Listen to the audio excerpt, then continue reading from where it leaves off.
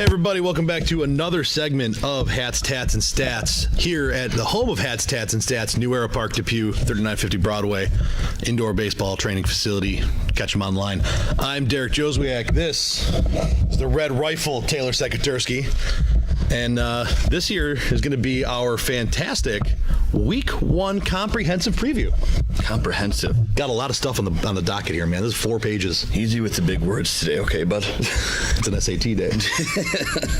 Throwback Thursday to when we cared about big words. Oh, good. I love Throwback Thursday. That's why I'm wearing my Richie Incognito jersey. Yeah. Throwback to when we had a guard. Eating some bass sauce over there. Good. Still a fan. I don't care. I understand. You got to be a little crazy to play offensive line. I'm a guy from my own heart. So, Week 1, Bills and Ravens. It's the greatest time of the year, isn't it? So much hope. Pumpkin spice and Bills games. I can't get enough. And again, just hope is in the air. Everybody just wants so much from the season. All 32 teams got a shot. I mean, it's Week 1. We're going to the Super Bowl still. Strap up. Right. Buckle your chin strap. We're doing it. Buckle up, folks. It's gonna be one of those shows today. Yeah, I mean, it's the most exciting time of the year. So everyone's still got hope. Everyone's still in it. And nobody's mathematically eliminated yet. No. Not even the Browns. Not even the Browns. I'm worried about the Browns being better, though. Well, right now, somebody had the power rankings, and the only team behind us was actually the Colts. Yeah, I saw that. The Browns were ahead of us, and the Colts, who I don't believe to be number 32 in the power rankings, were sitting dead last. Yeah, DFL action. There must be no hope in Andrew Luck, apparently. I read a thing the other day, and I mean, this is kind of something we'll cover a little bit. He actually was quoted this week as saying he thought his shoulder would never heal. Yeah, I saw that late last night. And, I mean, at some point, when you're out that long, I guess there's got to be some sort of doubt that creeps into your mind, and, absolutely, after time. But the doubt monster getting after you. Hey. Late at night, watching everybody talk about the season, all these fresh new arms, fresh new faces, and guys coming back, and you're sitting there going, I still don't know, man. I mean, it's the only thing you heard about him was doubt from anybody. Absolutely. No one talked positive about him. So if I was listening to it, I'm sure I'd start to doubt myself too after a while. Speaking of doubts, the biggest question from Game 1 for the Bills, I think, is can Peterman get it done? I have faith in Peterman to do enough to win you a ball game. I don't think he's going to lose you one as part of as much as other people might think. But I think this game's more on our offensive line than it is Peterman because... Well, I mean, we talked about it last time. Everything goes to your front five. And they don't look great right now. No. So, I mean, they've looked better with him back there. I think a lot of that is to do with the fact that he gets the ball out on time more often than not, which that'll always help your offensive line look better. So hopefully that's the case because that's going to be a key. Otherwise, we're in trouble. Yeah, one of the things I noticed on the offensive line, we're judging off preseason games. It seemed like it was a very bland, straightforward blocking scheme across the board, which actually one of the things I'll bring it up in a minute. Something that Shady said about our new offensive coordinator. I believe that you have to set a standard of like a block, even blocking schemes, like what your talent can handle. I don't care if you got the best 5 wideouts in the game and the greatest arm that's ever played. If your front 5 suck at pass blocking, you're probably going to have to run the ball a little bit. Yeah, I mean, I look at Rex Ryan a couple years ago when our defense looked absolutely horrible, and it was because it was so complex that the guys playing back there were thinking too much and they weren't playing. It's the same concept with an offensive line. If you have to put them in a position to win. Right. But McCoy called Dable a genius, so I'm excited to see what genius means. You know what? Bar's pretty low around here recently. I mean, the preseason's usually vanilla. It is like that a lot, and you don't want to show too much and things like that. So, you can only put so much stock into it. But when you're looking at matchups in the preseason, it's usually a lot of one-on-one, and that'll tell you a lot just about personal talent, which scares me nonetheless. So hopefully Dable's got ways to mask people, hide people. Well, I mean, looking back at last year, we had a lot of questions on the O-line last year too, and one of the things that we did is we ran a lot of stretch blocking plays, which means you're holding up the pass rush a little bit just with the blocking that's going on in front of you because they're looking, going, where's the ball? Am I going with flow here? Am I going is the ball coming back? Like, especially with Shady being a cutback runner, you want to see what's going on. And so if he's coming at you, even though the play's going away from you, it kind of slows people up and it put our guys in a good spot. Oh, you get that a lot. Sometimes when your line's not good enough to just be mano-a-mano, you got to move the pocket, slide things like that. So, and screen games will slow down edge rushes and stuff like that. So, right. There's ways to get it done. You're just curious to find out what they're going to be. And that actually stems us right into keys for the game. For me, getting the running game and the screen game going to slow down the pass rush. Yeah, we're going to have to because, they're going to bring it. Suggs is going to get after it. Obviously, he's been doing it for years, so they're not going to hold back, and I'm sure they're well aware of the fact that our offensive line probably isn't the greatest, so right. I'm sure they're licking their chops at that. So, yeah, we're going to have to do things. Run the ball especially. We got to run it efficiently. Shady's genius comment, said he's smart and creative. I'm hoping that means running blocking schemes. Like if we're going to try to run up the middle where, in my opinion, our three softest players are, at least that's what we saw in the preseason. Different trap schemes, different U2 block down, all kick out, and I have a feeling we're going to use our passing game to open a running game. Believe it or not, as backwards as that might seem. It does seem backwards, but if you and me have both played this game long enough that that they don't think we can pass protect. They don't think we can throw the football, so we're going to stack the box. Well, guess what? We're going to throw it, make you back off, and then let Shady run a little more. Yeah, I think it's going to make sense. I think it's going to have a little of a West Coast style look to it, just given Peterman's strong suit and the way he gets the ball out of his hand. But I wouldn't be surprised if we get safeties and corners to bite up a little bit more from that, knowing that, and he actually presses over the top a little.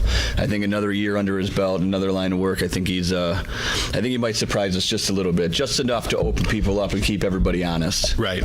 So hopefully. That's offensively. Who else are we going to have that makes plays besides Shady? Hopefully Kelvin Benjamin. I'm looking for him to have a year, be healthy, play 16. That's my big one. Benjamin stays healthy. And I would like to see Zay Jones come into his own a little bit. Zay Jones show up and show out. And he looked good coming out, and I didn't write him off last year, and I'm not totally concerned with the offseason. I've seen a lot worse in the offseason, frankly. So he looks like he's ready to go, but I think he needs to get his confidence underneath him, so hopefully he's somebody we get started early so he feels good and he gets going, because receivers are rhythm players. They got to be into the game. He can't be cold in the third quarter and all of a sudden start getting balls, and not everyone's good at that. So it's a confidence game too. Again, we've both played it. We see it. If he comes out, makes a couple good catches for a couple good gains early, starts puffing his chest out a little bit, starts feeling good. He comes out, he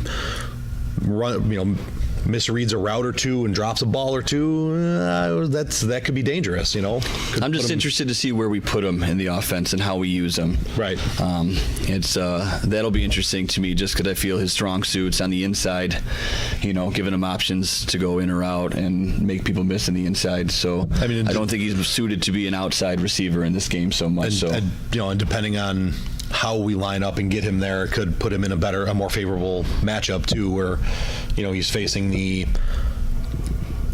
third corner or an outside linebacker as opposed to your number two guy. Or sometimes they'll say, like, well, we're going to put our really good guy over there and two guys on the other side. Just put him in a good matchup spot.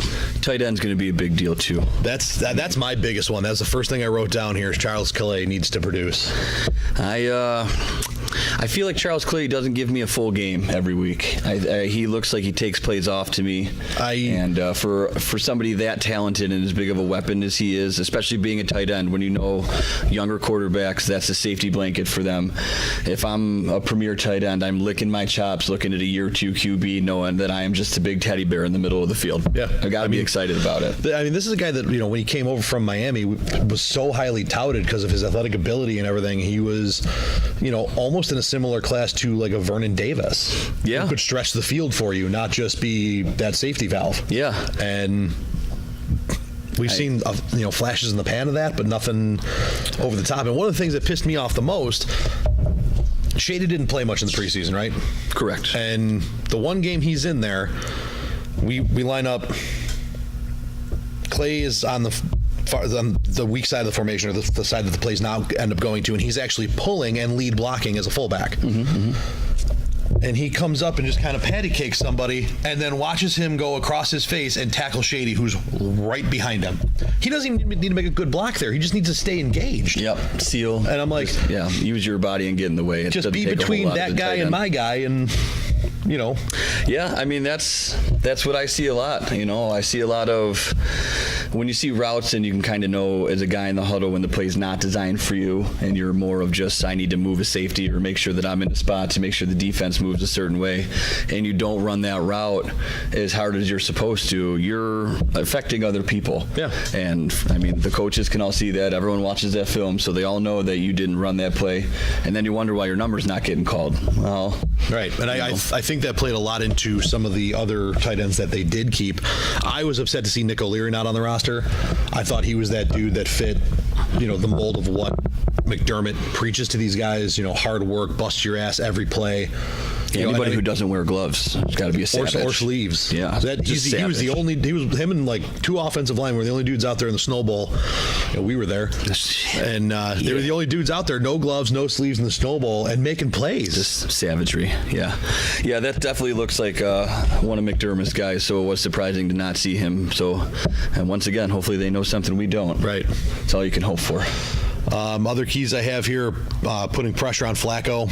I know it hasn't been something we've been fantastic at the last couple of years. Going from a team that led the league in sacks to the last 3 or 4 years not being in the top 15. But, Flacco only completes 64% of his passes when he's pressured over the last 3 years, and only 3 quarterbacks in that time frame have been worse, being Cam Newton, Blake Bortles, and Nick Foles.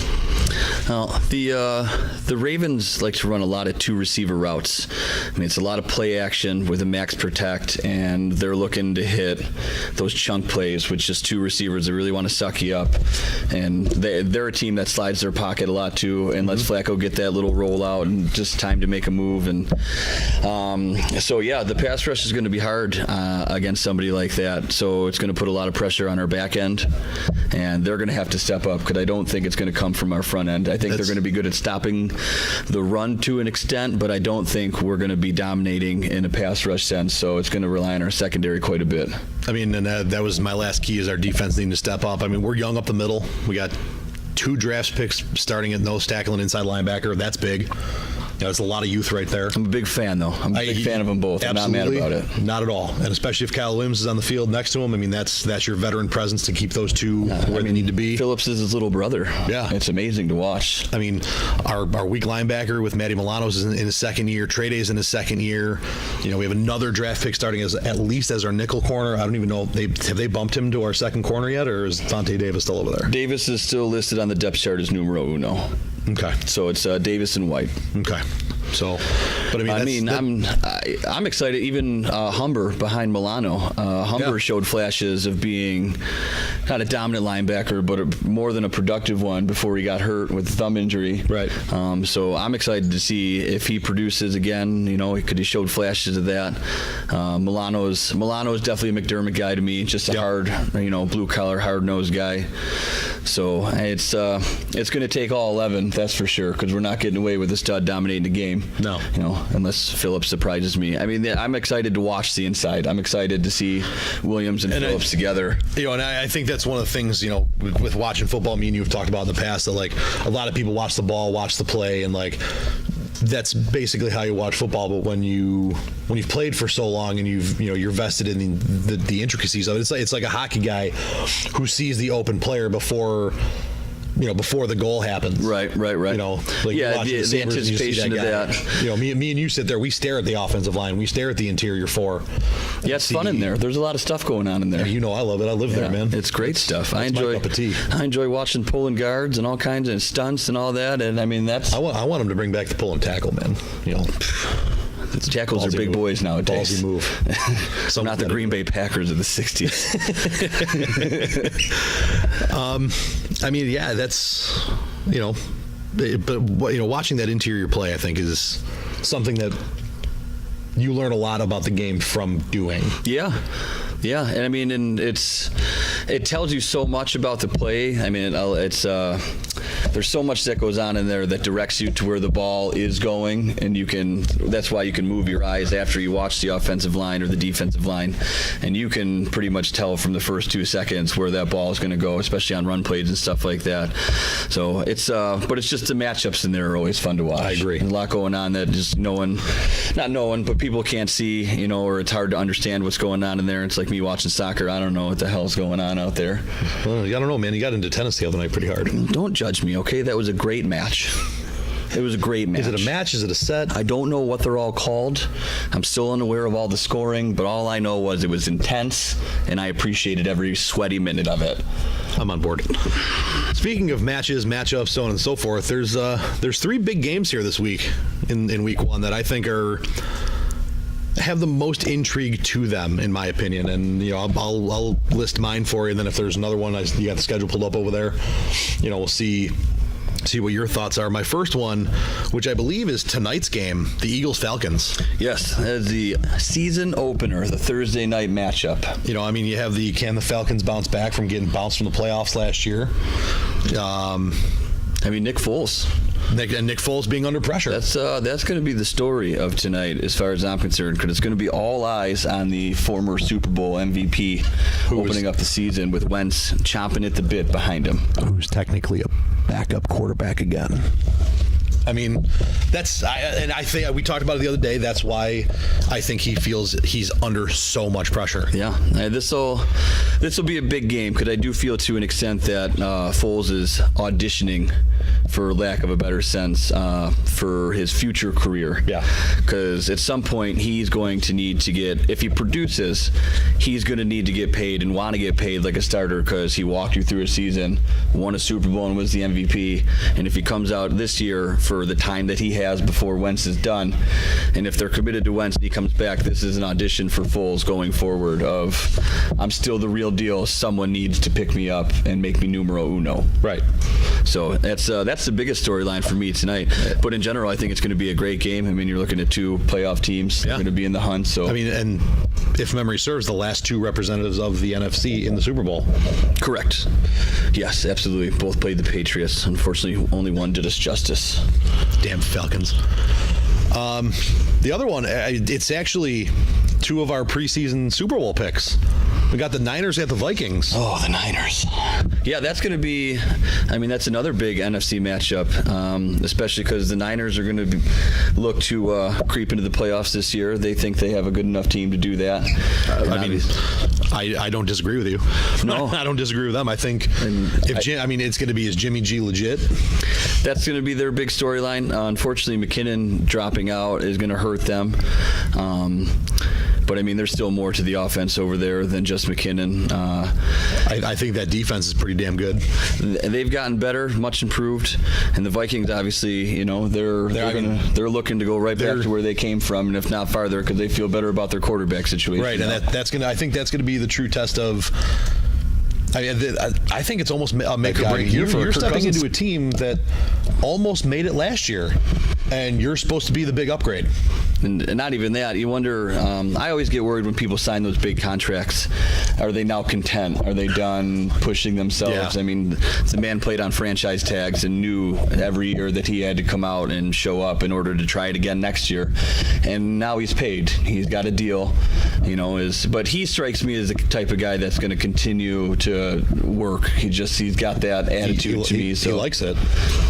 And that's, I know I made that joke last time, and that's how we ended our last segment.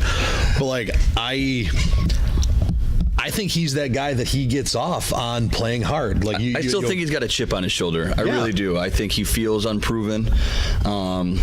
So I'm curious to see how he reacts to having the big contract. I do have faith that I'm pretty sure he's going to go grind it out. But he will be the big test of the Vikings, because if everyone's going to look at the Vikings and say, you're the only thing that changed, so, what happened? Debatably 2 of the best receivers, the best 1-2 in the game, potentially. They're up there. Game. They're up there.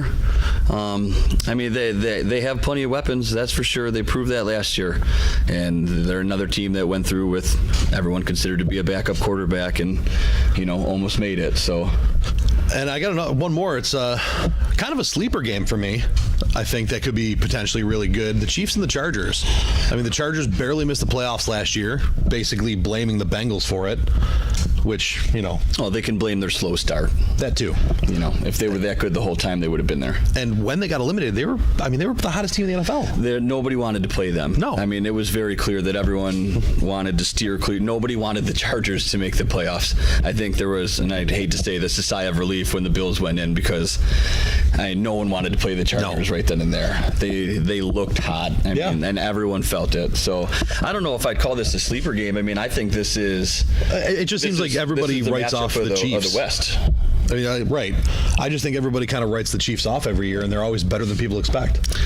Yeah, I think that's an Andy tight. Reid vibe, honestly. I think that's a thing that Andy Reid's carried with him for quite a while. Andy Reid's created this level of consistency that's just a little above average. He'll put you in the playoffs all the time, but he's never seems to be able to win the big one. So we all just kind of expect Andy Reid to, be 10-6, hang around that level all the time, make the playoffs, and so it's just kind of how he rolls. Right.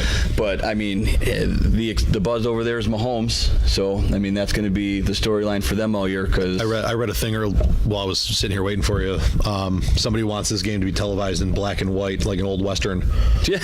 With Phillip Rivers, two gunslingers, and Phillip Rivers and Pat Mahomes going head to head in the showdown at the OK Corral. It's going to be exciting to see what Mahomes does, because I mean, not everyone, but people compare him to Brett Favre. Just being the big arm guy who's going to stuff balls in there and stuff. So he's going to make exciting plays, but we also saw in the preseason that he's going to make mistakes for you too. So, right. But I mean, Favre was the guy that you lived with those mistakes because you knew you were getting the magic that came with it. So you kind of had to take the good with the bad. But to the people that dub Reid a quarterback whisperer, I'm not ready to admit to that. Right. I think he does well with offenses. I think he's a good offensive mind, but I don't know if I would call him a quarterback whisperer. So I'm interested to see how Mahomes does this quarterback year. whisperer, or a guy who just puts quarterbacks in good spots to win based on their skill set. You never know. Right. Is there any other game on the schedule there that you got pulled up that seems intriguing to you? I mean, it's week one. They're all intriguing because you never really know what you're going to get with week one, which is kind of the excitement of the NFL. Oddly enough, the Steelers and the Browns, just for the storylines, the Browns with the new added pieces, and now the fact that Bell is not going to be there for week one. So, right. And obviously that's caused a riff in their locker room. Big time. Big time. And that's to the kind point of that I didn't even have a chance to add it onto the week one storylines to watch. Yeah, it's a bit unprecedented what happened in the Steelers locker room yesterday, with people being so outspoken of another teammate to the media. I mean, because usually that stuff is very in-house, and you don't hear a lot of it, and none of that was in-house yesterday. They let it all out. Yeah, I mean, so going into our week one storylines to watch, this one being probably the most intriguing at this point, and when you start talking about intriguing, you've basically just overstepped the Khalil Mack deal, and how he's going to do in Chicago. But normally we see football has its own, like most sports do. I know, baseball has the unwritten rules and stuff like that. Usually stuff like this has its way of working itself out, where you got this guy talks shit, so this guy goes to shut him up, and they just kind of go back and forth. You get a lot of that with cornerbacks and receivers. They do a lot of that. Right. I was trying to think of the big two that every single they were in the same division every time they played twice a year. They went back and forth, and it was always not that there's one of those this week, but Jalen Ramsey and Odell Beckham Jr. Right. And that's going to be a big matchup to watch this week. Yeah. Because neither one of those two are very quiet. That's one of my storylines to watch here, but not that one particular, but just something in general there. But normally when you see dissent among an offensive unit, you run the risk of your offensive line showing a little form of protest with a lookout block. Oops. Every now and then you just got to turn around and yell, "Look out!" So, sorry. Yeah. Hope he doesn't kill you, but if he does, it's your fault because you started it. That's a question of whether or not he ever even shows up. Yeah. And that's So I don't know. I just looking at what the Steelers' offense is going to look like this week without him, and I know they've prepared all offseason without him, and you have to assume they're ready for it. But the talent, I'm sorry, there's no Le'Veon Bell, so it's just what your offense has to look different if he's not back there. It has to. I mean, it's like Shady. We're not putting anyone back there that does everything that he does. The offense is going to look different if he's not in there. So, and again, I mean, the Browns new and improved. The defense looks better. I mean, their defensive front looks good, which is going to make whoever stepping in for Bell have some tough sledding ahead of them. I can tell you that usually in a suicide pool, I'm picking anybody who's playing the Browns, and I was afraid to pick the Steelers this week. So there's an improvement for the Browns right there. Usually following the Browns around is a decent way to keep yourself in suicide pools. Especially when they can't win a football game. I'm going to win a lot of money. I mean, so other storylines, like we've talked about the return of key players like Luck and Watson and Rodgers. Is Barkley the real deal? Cousins in Minnesota. Can Jimmy G strike gold in San Francisco? Foles in Philly. Smith and Peterson in D.C. and the impact of Khalil Mack. I don't really think we need to beat those dead horses at this point because we've talked about it a few times. Sam Darnold, the youngest quarterback to ever start a football game, to start a season. Yeah, I was a little surprised by that. I thought they were going to give the keys to McCown. I didn't expect McCown to play a full season. I assumed it was going to happen at some point. But I don't know. He must have showed him something. It's and they must think their offense is good enough for him to be out there. Because on the contrary, I think our staff knows that our offense isn't good enough to let Allen play, which is why we're letting Peterman play. So they must feel better about him being back there. Right. I mean, I think he shows that he has all the physical traits and stuff. So I'm more interested to see him week one, obviously, and it's a Monday night game. I mean, you're the first Monday night game of the NFL season, and you're on the road.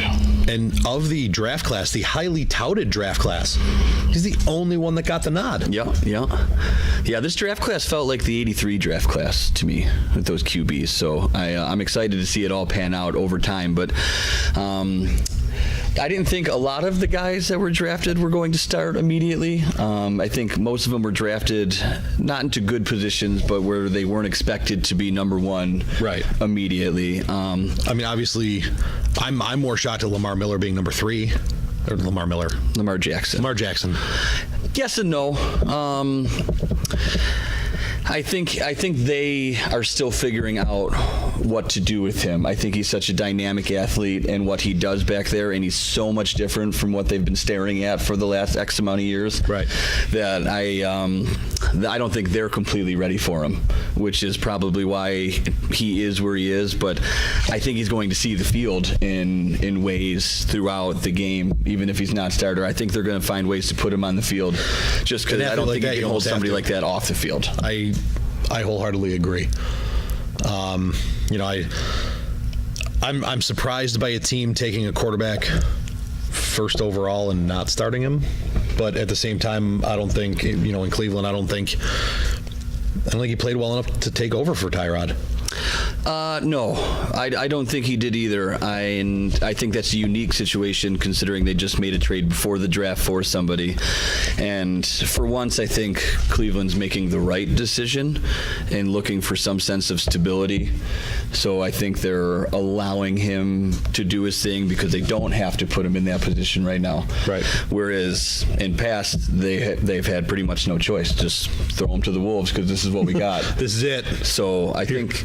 here comes another one. I think they're in a better place now. So I think they're making the right decision with Tyrod. I still don't think Tyrod is the overall answer for anybody. I think he's a good quarterback. He's above average. His athletic ability buys him a lot. But I mean, Tyrod Taylor will never win a Super Bowl. So that's my take on him. So Mayfield, it's going to be Mayfield's team at some point. Right. But I'm not surprised he's not starting week one.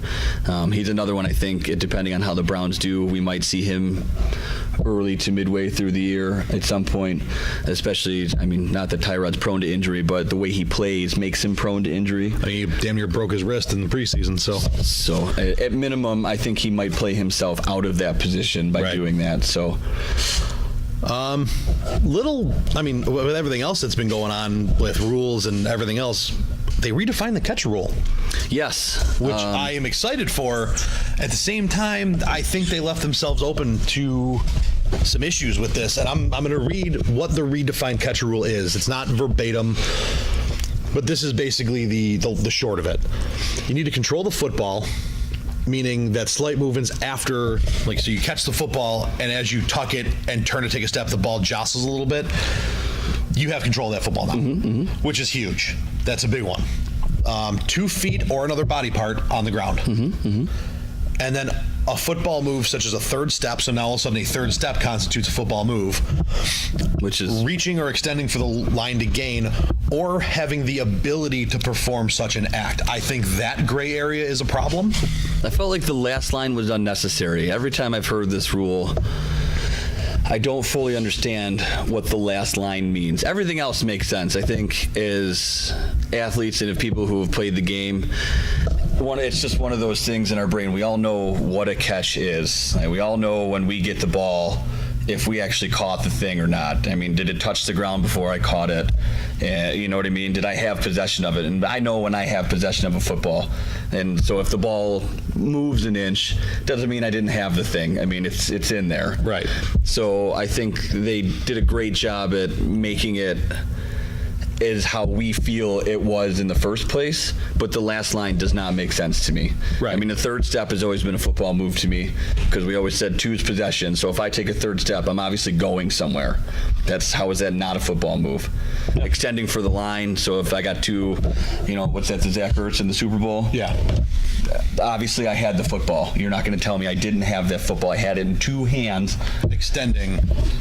Broke the plane. Yeah. And then it came out because my hands got hit and it got knocked away. But the second the nose of the ball touched the goal line, the play was over.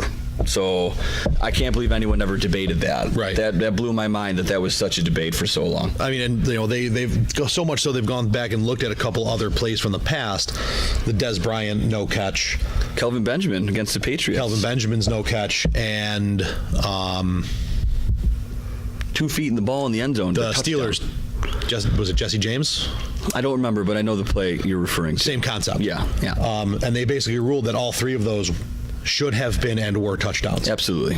Or at least catches in one instance, and the Which other makes were total touchdowns. sense because I think everybody watching those games knew they were catches, and the only thing that made them not catches was the atrocious rule that was in place. Right. Of what they constituted a catch should have been. And 2 of the caveats to this is I read that one of the things is the referees have been instructed to say you only overturn the rule on the field if it's absolutely indisputable. Yes. So if they see it, they call it a score or they call it a catch, and they review it and they can't prove that it wasn't, then it stays a catch. Yep.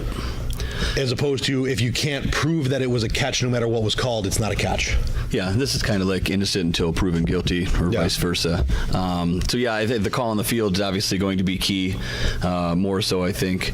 But I mean, a lot of times, and you have to give these refs credit. They get a lot of plays called right, for how fast that game is moving. Absolutely. And the fact that we've turned the game into a slow motion replay all the time, I think takes away from it a bit, because it's sometimes you just got to do the eye test at live speed and it looks good, and you know what I mean, just leave it alone. Yeah. But if we're locking things down into freeze frame, I could nitpick everything.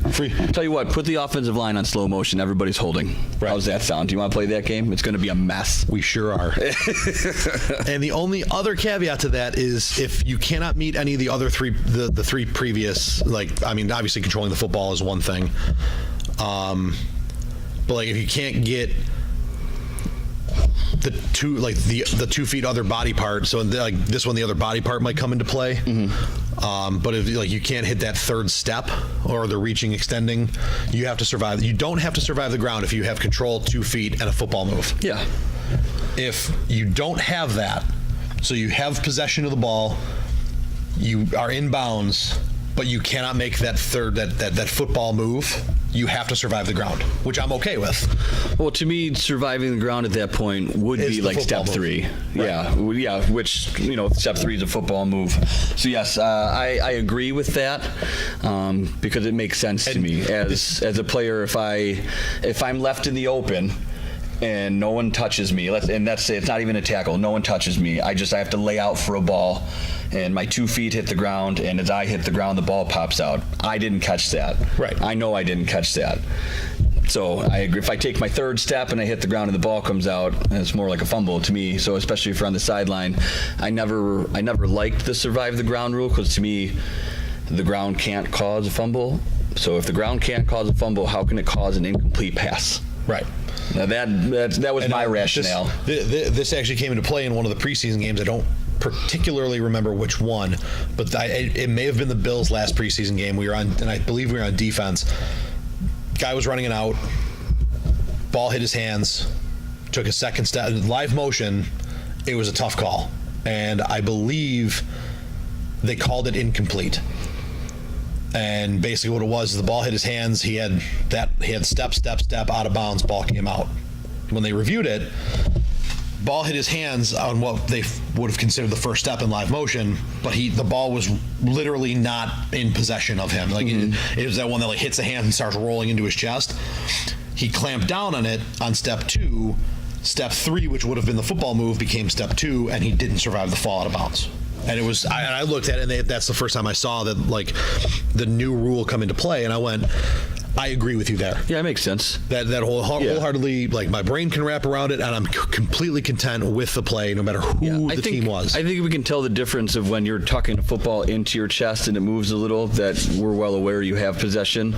But if it's for a bobble, for a lack of a better term, if it hits your hands and then your hands kind of move and then you're reestablishing possession, then that first step no longer counts to me. I'm okay with that. Yeah. That makes sense. Coming up here in week 1, I feel like this number's low this year, because I feel like last year almost every other game was a division game in week 1. There's only 4. Well, they when they started redoing the schedule a couple of years ago, the idea was to put division games in the beginning and at the end. The end was more or less because the product on the field was lacking, because people were sitting starters at the last 3 weeks of the year when teams had divisions locked up and playoff spots locked up. But now if you put division opponents, when now you're fighting for a division title, all of a sudden now I'm playing all my starters in week 15 and week 16. Right. So that made sense, and obviously division games in the front make things exciting, because you're playing for something more right off the bat. It's not like coming out playing Appalachian State, in your Penn State, and you almost choke anyways. But no cream puffs in the front. No. So I would say that that number is definitely low. Like that Chiefs Chargers game is in there. Steelers Browns, like we talked about earlier. You got the Packers and the Bears. Excited about that one. You got more excited now than I was before. Yeah, and you got the return of Rodgers. You got the Khalil Mack situation, all wrapped up in one game. The Packers trying to bounce back after a down year. Their running game's kind of in flux. Still don't have a number 1 running back. I don't know what they're doing over there. It's just they to me, they've let that go by the wayside. They just continue to not have an answer at running back. Yeah. No, it's a running back by committee. They got a receiver who plays running back. I don't know. That's a mess. It's obviously that offense falls on Rodgers. That's all there is to it. Yeah. That's just how they operate. Which should be a testament to him that he still produces, because it's like stacking the box against Peterson and he still runs for 120. He's the only answer. He's the only guy you got to stop, and he keeps winning. Yeah. So good for him. And then the fourth one is the Bucs and the Saints, which some turmoil in Tampa. Fitzgerald, the curse of Fitzgerald is real. Fitzmagic. He just. Fitzgerald, Fitzpatrick, Fitzmagic. I love him anyways. Who cares who he is? He just keeps getting starters hurt or stealing lobster or whatever the hell they're doing, and he just finds ways to start all the time. Yeah. Look at everywhere he goes. He just finds ways to weasel his way into his starting job. Every single spot he goes to. And now Winston is just self-sabotage, and the Bearded Wonder is just hanging out, ready to roll. And that's actually something I have written down here to touch on in a minute, so we'll actually jump ahead to that. The Winston versus Fitzmagic. If they're winning with Fitz, do they make the change? There's already been questions of that, and they have not been clear on their answer. They've asked, when he's ready to go, is he going to be the one? And they refuse to answer that with a straight answer. So I would say, from what it sounds like, if the Bucs come out 3-1, dare I say 2-2? I don't know. Maybe they think about it. I don't know how comfortable they are with Winston being the face of their franchise right now. So I mean, if they put a winner on the field, it wouldn't surprise me if he doesn't play anymore. This has been such a non-conversation at least around surprisingly here. Quiet, I think, actually all around. After the initial, I think it's really fallen by the wayside. Winston is suspended 3 games for violating the NFL's conduct policy, which was touching a female driver without her consent. Yeah, and he's had issues with ladies before too. This is not his first accusation, not I should the first say. Alleged offense. Yeah. So, and like I said, Robin Seafood, he's shown some serious character flaws. Some kinks in the armor there for a guy who was supposed to be the one that took the Bucs over the top at one point. He looked like he was going to be. He showed up. I think he had a little bit of that sophomore slump. But, regardless, if you're going to be the quarterback of somebody's team and you continue to have off-the-field issues, they're only going to ride you so long. Right. And he's going to have a contract issue coming up soon. He sure is, and I don't think he's really in much of a spot to argue with anybody. Not for a big one. Nope. I have a couple weird questions for you, and I've kind of posed these in terms of questions because of the dynamic we've set up here. Kind of already touched on this one, but do you think the Rams are for real? I think the Rams are... Yes, I do. Mostly because their defense, and I'm a defensive guy, so I think a defense can take you a long way. Trent Dilfer won a Super Bowl, so defense wins championships, even in today's day and age. Because I can make the argument that if you're going to call it an offensive league, my defense is just that much more important. Right. So you can call it an offensive and scoring league all you want to, but all that means to me is I need a better defense to stop you. And I think their defense is going to be very, very good. I think Goff flourished in McVay's offense, and he's got another year under his belt, and they have weapons. So, and all I can say is, while I was sitting here waiting for, I was reading something, and Amari Cooper in week 1, because they're playing the Raiders, said we're probably going to have to score every single time we touch the ball to have a shot. He's not wrong, I think he's speaking more. I don't know if he's dissing his defense so much, but I think he's speaking more to the fact that their defense. It was in realm of how high-powered the Rams' offense is. Yep. Because it was number 2 in the league last year, and they just got better. So yeah, the Rams are definitely going to score points. I don't think you're going to hold them down very often. People have bad days, but they are going to score points, and that defense is good. So I would consider them on paper to be as real as it gets at the moment, and they're going to be a force in the NFC. There it is. Especially with another year under their belt. They were a young team and a young coach, and I think that showed in the playoff game last year. But I would expect big things from them. Yeah. With the Marquise Lee injury, are the Jaguars 100% one-dimensional now? I don't think Marquise Lee really, he changes things, I'll say that, but Blake Bortles really is the answer for me, and I think the Jags are one-dimensional because of Blake Bortles. So, Lee hurts, but he was the closest thing that they had to a primary attack through the air. Yep. So Leonard Fournette's going to be the man. More importantly, who's going to be the first person that shuts up Jalen Ramsey? To some extent, I like a guy who's confident. I like a guy who loves, to talk about himself and his abilities. But this dude has literally taken to the entire league, the entire NFL, every team, every player he can force an opinion about, and has basically just said, "You all suck." Yeah, I'm with you in the fact that I like people that have confidence in themselves, and if you want to walk around and claim that you're the best cornerback in the league and you're the best all time, and that's fine. Keep it about yourself.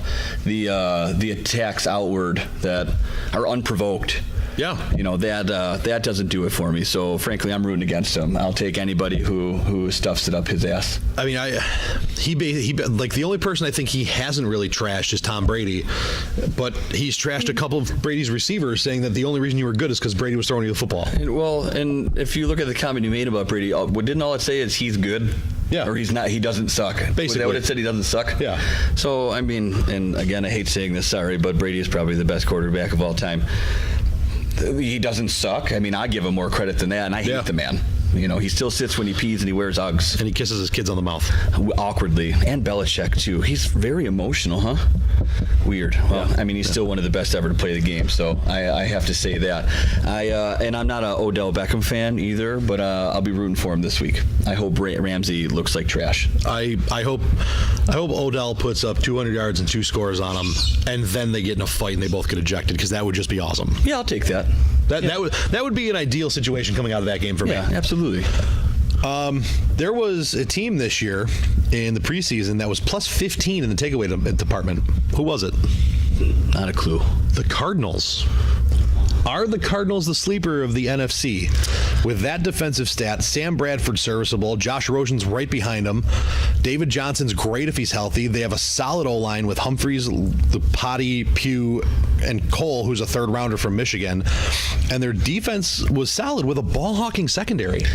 Well, they lost Matthew, and I thought he was a big part of their defense, so that'll be interesting to see how they replace him.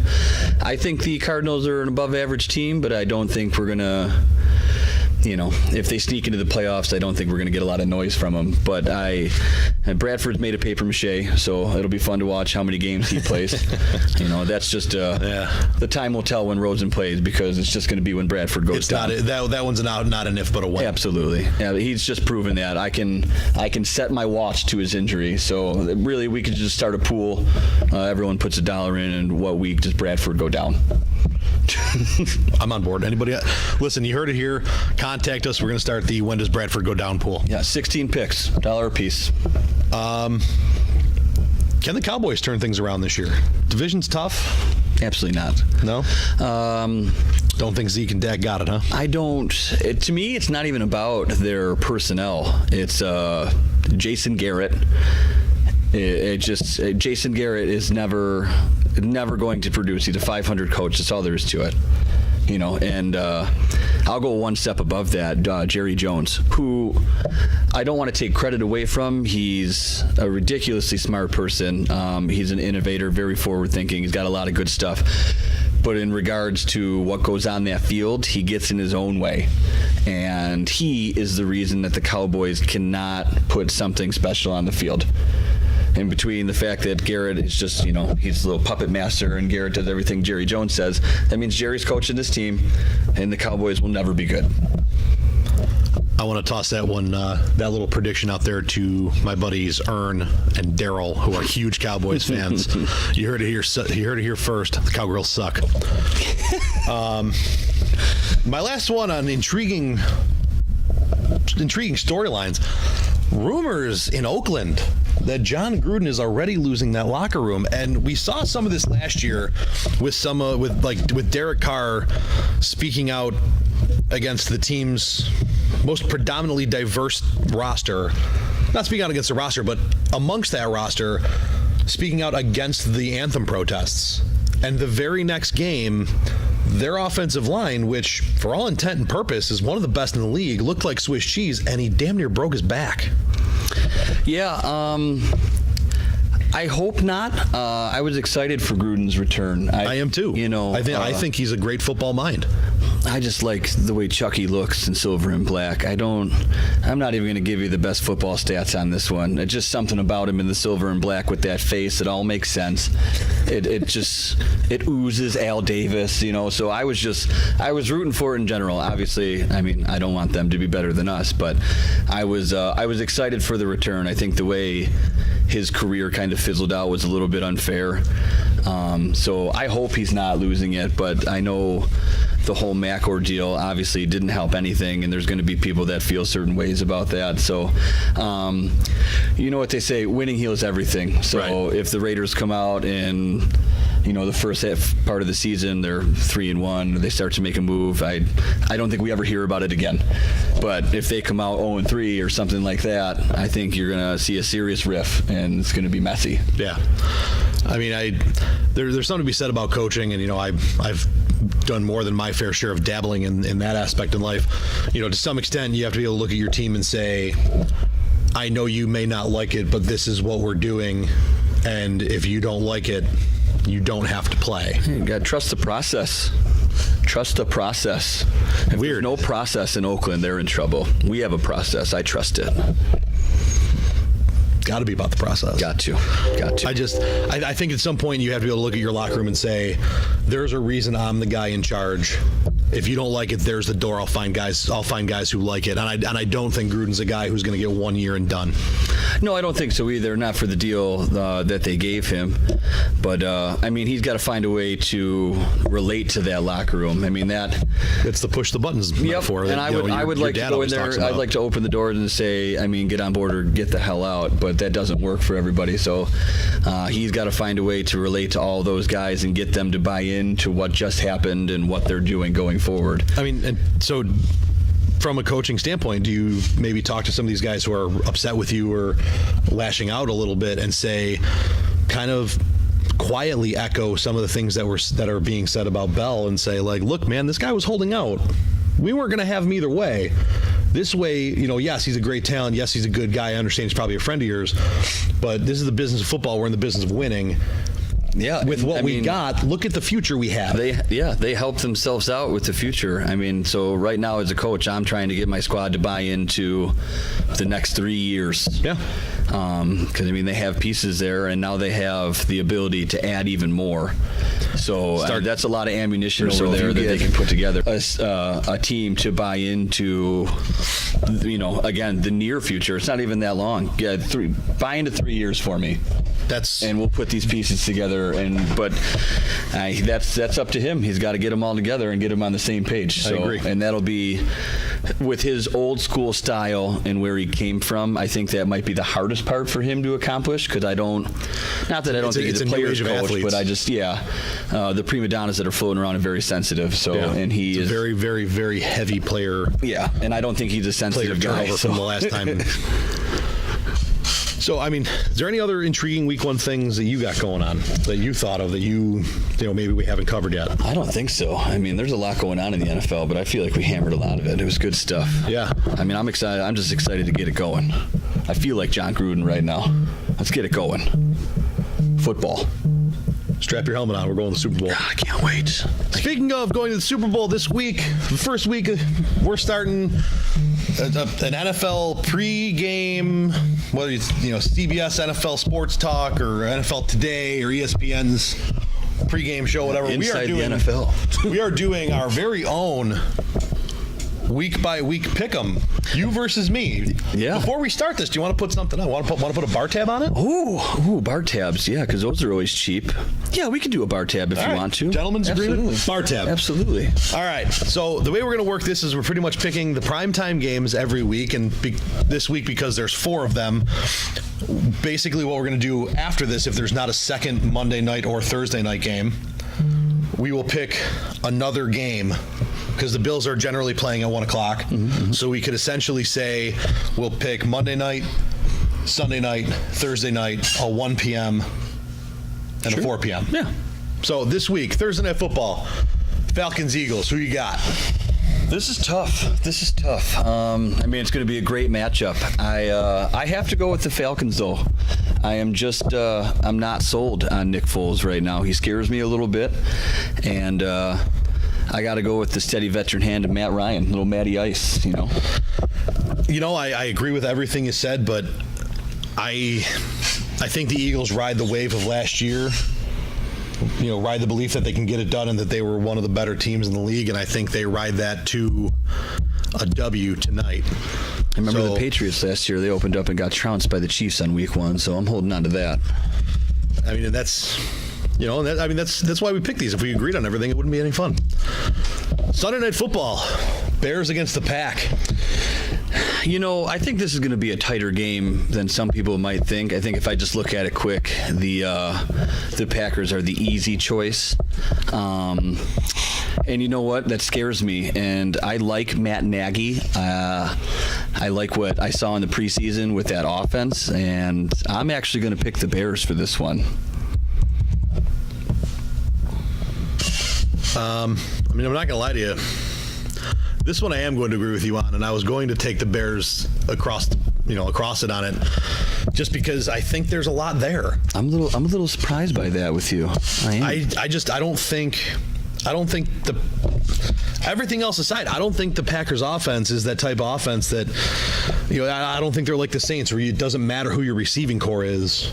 Yeah, Breeze seems to make Breeze everyone is going to look throw for good. 5,000 yards no matter what. Yeah, Breeze. The Saints seem to be like the Patriots in that just offensive pieces seem to appear. They keep making offensive people appear. I don't think the Packers have been doing that. I don't know if Randall Cobb's the true number one. They don't have a running game, so Aaron Rodgers on paper makes everything look good, but I'm just not sold on it. Rodgers and Jimmy Graham aren't enough, I don't think, to get past the Bears. Graham hasn't been the same in years, so I mean, I'm rooting for him. He's on my fantasy squad, but I just, wishful thinking. Monday Night Football, number 1. The Lions are hosting the Jets. Yeah, this was my suicide pool pick for this week. So this one's an easy one for me. I'm going with the Lions.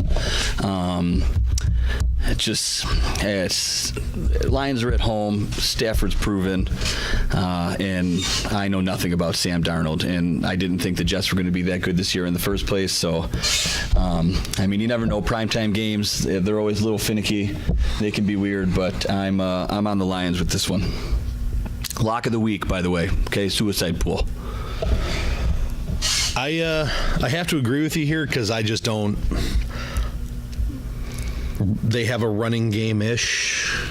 They have a lot of weapons back there. It's going to be running back by committee, but they have weapons back there. They have weapons, but they don't have like that guy that you're looking at going, we need a game plan for him. No, but LeGarrette Blount, new addition, is going to be a red zone crusher yet again. So got to get to the red zone. Again, Darnold's unproven. He's a rookie. He's young. He's super young. He might surprise you. I'm just not ready for it. That's where I'm at. I don't think he's. I think mid-season we might be talking a different story with him. I just don't think he's there week 1 on Monday night under the lights. So I am sticking with the Lions as well. The Rams, the Raiders. Talked about it a little bit earlier. Who you got? Sometimes I wish I was a West Coast team so I could guarantee myself the opening Monday night game every year. Every year I feel like we watch the Raiders on the second Monday night game. The biggest disappointment to me for this game, by the way, is the fact that Boomer doesn't do this game anymore, because he would always get the second game with the Raiders, and that was a childhood thing for me. So I'm sad about that, to be off the beaten path. The Raiders don't have it. The Rams win this one. There's just not enough power on the Raiders side of the ball there for me. I agree with you. This week so far has been pretty easy. Really, it's week 1, and you know what though? A lot of things on paper. Yeah, week 2 is always the most confusing week of all time. Now, the last one we get to pick, the Ravens, the Flacco-led Ravens, against our boys. Self-proclaimed best quarterback in the league. Remember that? I do. He won a Super Bowl that year. And he's done nothing since. Yeah, this is hard. Mostly because you have to do your best to not pick with your heart, which I am horrible at. I'm absolutely horrible at. I'm such an emotional mess.